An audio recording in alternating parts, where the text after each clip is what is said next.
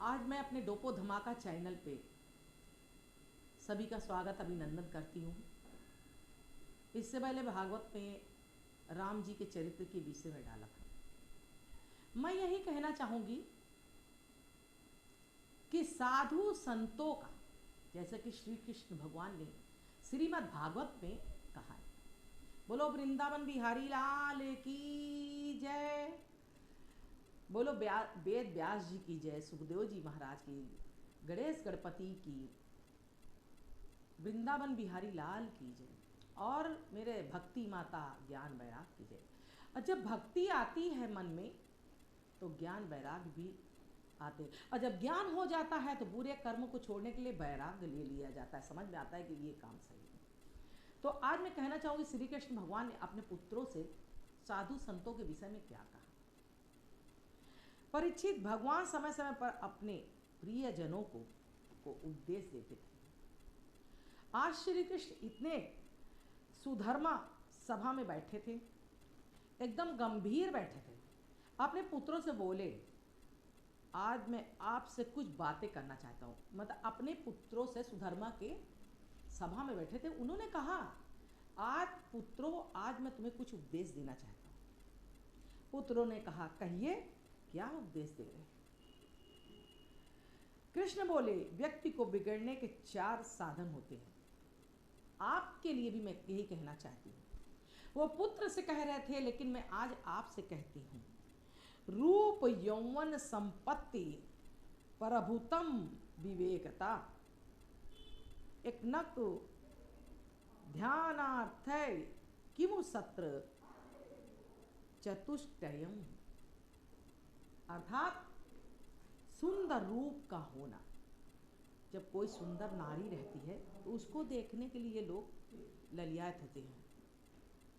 वो नारी कोई गलत काम नहीं करना चाहिए, बल्कि उसको देखकर काम वेग का उठना।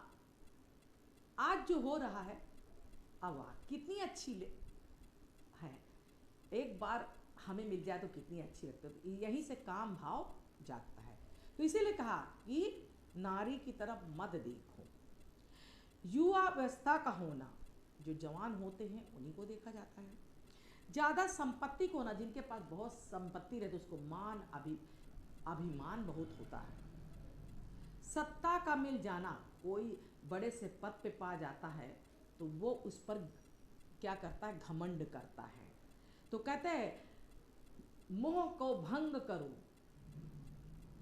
शासन सत्ता पाने के लिए लोग गलत गलत काम करते हैं, नारियों को पाने के लिए गलत काम करते हैं, मान सम्मान भी नहीं देखते। मर्यादा पुरुषोत्तम ने क्या कहा है कि मर्यादा में रहो, लेकिन वो मर्यादा भी नहीं निभाते हैं।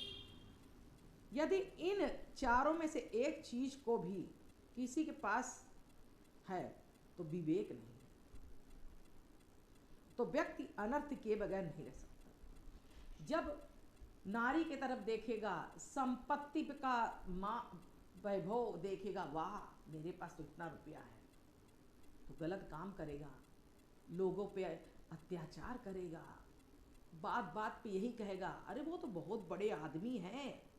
अरे बड़ा और छोटा क्या होता है, भगवान ने तो कहा है कि सबके हृदय में प्रभु हैं। किसके?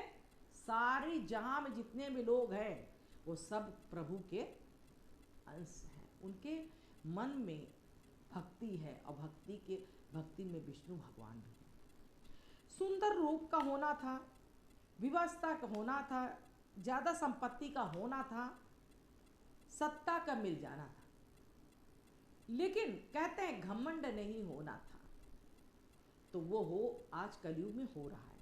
विवेक न होने पर यदि चारों किसी के पास हैं, फिर वो रास्ते चलने का ही सिर फोड़ेगा, अधर्मी बन जाएगा, अधर्म उसको व्याप्त कर लेगी। अगर घमंड दिखाया, महिलाओं की तरफ देखा, वो दिखा, तो ये बात तो हमारे श्री कृष्ण भगवान ने अपने पुत्रों से कहा था, लेकिन आज कलयुग में मैं भी देखती हूँ तो मैं भी कह रही हूँ। कहते, रामचंद्र कह गए सिया से, ऐसा कलयुग आएगा।